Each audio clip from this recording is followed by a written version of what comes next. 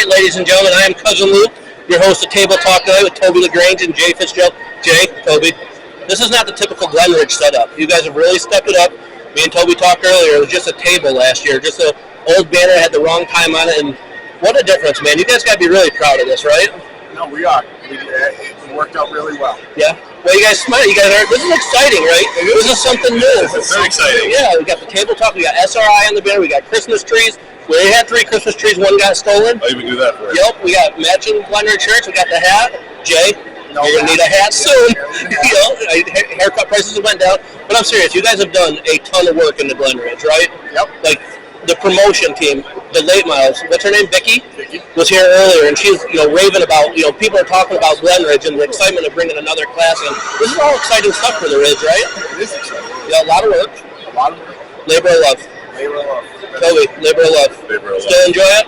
Oh, I love it. I wouldn't be doing it if I wasn't. That's awesome. awesome. If you're having fun, you shouldn't be doing it. Right. Have you always wanted to be an announcer? Absolutely. Never wanted to race, just wanted to be an announcer. I had chances to race. Yeah? My dad wanted me to, and I did not. Yeah. I just wanted to go to work. Jay, you stepped away from racing quite a bit this year. Yep. To help run Glenridge, and Ray and Michelle with their promotion efforts. Yep. Happy? Very happy. Well, Alicia put in the work. Alicia puts in the Scared work. of the camera. Scared of the camera. Right. I can understand that. Andrew Buff's car here. We have Andrew Buff. No Andrew Buff. We have no Andrew Buff. Right. He's just over. He's here. Yeah. So for those of you who don't know Andrew Buff, and if you don't follow Sportsman, there is no other reason to know him. He is also sponsored by West End along with myself. Jay Fitzgerald. West End really does a lot of cars. They do a lot for racing. West End does more than a lot of people know. Yeah. Yep. There's a lot of guys that might be down and out a certain week, probably not going to race them next week. Yeah. And, West End's always there. Yeah. If I learned anything, the West End is just charge. That's what it is. So just charge. Someone will pay for it eventually. They'll forget. They get a court. Back to the Ridge. What we got going on for next year? Next year, late models are coming. All normal divisions, all our regulars, pro stocks. Not dropping nothing. We're not dropping anything. Street stocks, all-stars, juniors, limiteds, regular sportsmen, DIRTcar sportsmen, DIRTcar 350s. Toby? DIRTcar pro stocks, DIRTcar pro stocks, DIRTcar. Yeah. See what I liked about this? Obviously, I love being part of the Ridge. Walk over here, you see the 2 cars, sportsman and pro stock. I gotta have some cars here. It brings exposure and stuff. If you look on the board, you see the 4-cylinder, you see the street stocks. You go to a lot of other booths of tracks, and not putting other tracks down, you don't see that. They forget about the little guy. You guys got everybody from the top to the bottom. Yeah. You guys take a lot of pride in that?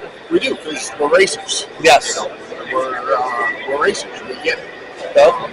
And honestly, a street stock or a 4-cylinder guy works as hard as you and I. Works as hard. Well, I don't know about Andrew Buff. No. Works as hard as everybody else. He doesn't even work now. He's almost. Just hangs out. Yeah, just hangs out. Yep. Sells shots. Sets in the shop. Yep. But we all. Amy definitely wears the pants over there. We all pay gas. We all work hard. We all have to get to the track. Yep. Everybody's looked at the same. Yes. You don't pay the same admission to get into the admission. So from 22, season 22 at the Glenridge, to season 23, what a huge difference. And I've been there from the beginning. Toby, you spent a lot of time there. Took a little absence. You're back in. Huge difference, right? From day one back in, 2004, 2003? Yes. To now in light years. Not even yes. Not so, even like I tell people now Glenridge is a racetrack. Before, it's been through a lot of promotions, but it's just a bunch of people having fun at a racetrack. Right. Glenridge is a racetrack now. Now it's business. Now it's serious business. Yep, we got. Now, but it's having fun. Yeah. And you can go there as just a spectator now and enjoy a night of racing. Before you had to have somebody you're rooting for, but now if you just want to watch a night of racing, go to Glenridge. You can see the modified, you see sportsman pro stocks along with some other full fender cars. You get some young kids in the slingshots. Crazy amounts of slingshots there every week. The slingshot division is so important. I don't think a lot of people know. I didn't know until this year. Yeah. To see Sloan Jericho go from a junior to an all-star to, by the end of the year, running very competitive in an open wheel car. That's all we do with the Ridge. Yeah. She learned all that there. Yeah. So I guess that brings up to the variety at the Ridge. Yeah. You got, like you said, slingshots to your normal DIRTcar 3 modified sportsman, limited sportsman, to your full fender pro stocks and street stocks, now late models, 4-cylinders. You got pretty much a little bit of everything. Yeah. So from 22 to 23, off season was kind of short. You took over, do what you do. Toby stepped up and does what he does. 2023, there was no downside. Everything was constantly going up. Every week got better. Times, we're getting out of there earlier, more racing. Everything was going smoother. A lot of energy going into next year. How do you keep that going into the next season? Like, how do you keep Glenridge going up when eventually you got to be at the top? What do you do to keep that energy? There was a lot of things we wanted to do this year in 2023, and we just couldn't. There was a lot of things that we couldn't. Rain held us back a lot. We lost a month. We lost a full month of racing. There's stuff that we're working on. Obviously, the Rush Late Model 3 is a big deal. If you think about it, you go to a lot of races. Anybody in our area that goes to a late model race, it's got to be a special race normally, and you're paying a lot to get in, and that's not overtime. Where are you going to go get $11 to get in and see 10 divisions, including a late model race, every single week? Yeah. And we got 358s. We got 358s every week that are putting on shows. Right down to the slingshots, putting on shows. So, how many modifieds was the average up there? Consistently had 10 or so, right? No, we were in the high teens. High teens. We averaged about 18, which includes the 48 for the DIRTcar 3 Right. So about 17-ish. That's a good car I would say count. high teens for the still first year. That's great. Yes, that's very good. So class is looking good again for next year. Yes. What's your predictions with the starting late models for the first year? Like I see, me come looking from the outside looking in, I would like to see 10 cars. 2 heat races of 5. 10 cars is a reasonable feature for that small track. What do you guys think? I think we're going to be in the low to mid-teens. If we started off week 1 with 14 or 15, I'm very happy. Like you said, 14 cars, 2 heat races of 7.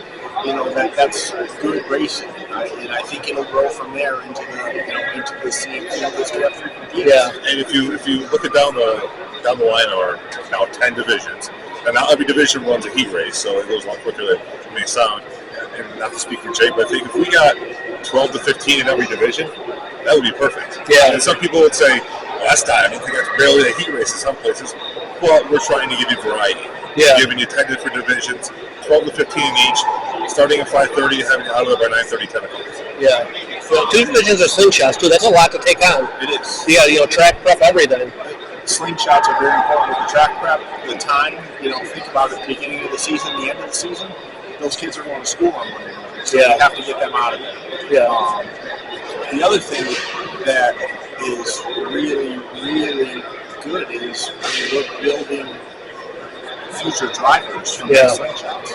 The other thing that a lot of people overlook is the Hoosier points.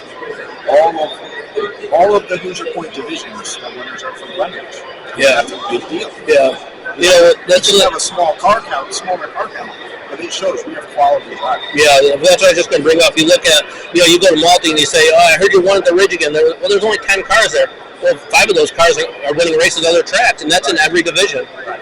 Like Andrew Buff set the open wheel world on fire this year. He won everywhere. Right. That's like what I say with the Hoosier Tire weekly deal for DIRTcar. Some people you see on Facebook or whatever saying, well, there's only 10 cars, there's only 8 sportsmen there, and that's how we're to the top of the standings. Well, not really, because the same people, like, for example, Andrew Buff here, will be moving up to a DIRTcar 358 modified in 2024. He was winning at Albany Saratoga on Friday night, at Fulton on Saturday. He has more wins there than he had at the Ridge. Yeah. And those are the 2 toughest fields in the Northeast for sportsmen. So it's not, it's like you said, those drivers are winning elsewhere, but most of our field races elsewhere too. So it's not like we just have 8 drivers or 10 drivers or whatever that only race the Ridge and only race each other. They're all over the place. Not to mention it only takes 16 races. Right. It's not like it's not like you get 3 races here, 3 races there. You get 16 total. So most of those guys are still running 2 nights a week. It's a huge deal for us to have Hoosier Tire, DIRTcar 358, Sportsman, Pro Stock, and Mini Stock champions all be Glenridge regulars. That's Every single division that we run that's DIRTcar sanctioned, Glenridge regularly won the Hoosier points. And like you said, for anybody that doesn't know how it works, that it's accumulated from all of the races. If you go win 4 at Malta, that's your 4 Albany Saratoga wins go to get you to the top. So you guys are going to have to fill this in for me. We have the Yerkowitz Auto Crusher Pro Stocks, Classic Muscle Cars Sportsman's. You guys have title sponsors for the other divisions up there? We will be announcing title sponsors very soon. That's exciting, right? Very soon. Yeah, you guys going to get a sponsor for the late model? You think you can pull in, Absolutely. That's awesome. It's already in the works, and it's already in the works. No hesitation. Already on to 2024. Yeah, that's awesome. All right, guys. Anything else to add? Lots of big things coming at the Ridge. Jay knows more about it than I do about everything, but I can tell you some of the stuff I do. That camera you're watching us do is brand new for a reason. Yeah, it's beautiful. There's going to be a lot of things. Yep, so once I make it happen, it goes to Toby, and Toby will let you guys know. Yes. Yeah. And any regrets when we have this microphone? Not yet. We'll see. I had a good time. So will you press somebody? Alicia's going. Yes. I can't tell you guys. As from the outside looking in, from a guy that's been from the Ridge, it is super exciting to see what goes on there. When you can go to other tracks and they talk about, man, Glen Ridge is really going good. I mean, you guys are really, all of you guys, not just you two sitting there, the whole deal, everything is really going good. It's everybody. I mean, honestly, the place needed the love. It's good to see it get it. Honestly, to get it down to 9:30 like we did the last 3 weeks, that took way more than me or Toby. That took Brandon the flagger, Andrew the other flagger, the infield, the infield guys. Like everybody had to be on board to do that. Yes. And we kind of just figured it all out. We kind of just got it. Everybody got working, and it worked. It's not to say there weren't hiccups in 23. No, there were issues, small issues, and hiccups all the way through, but we worked our way through them. And here we are in 24, going into 24, much better off. Yeah, I thought all in all it was a pretty damn good year up there. I'm glad to see you guys happy. Thank you. Thank you. I don't know what to press. That's what.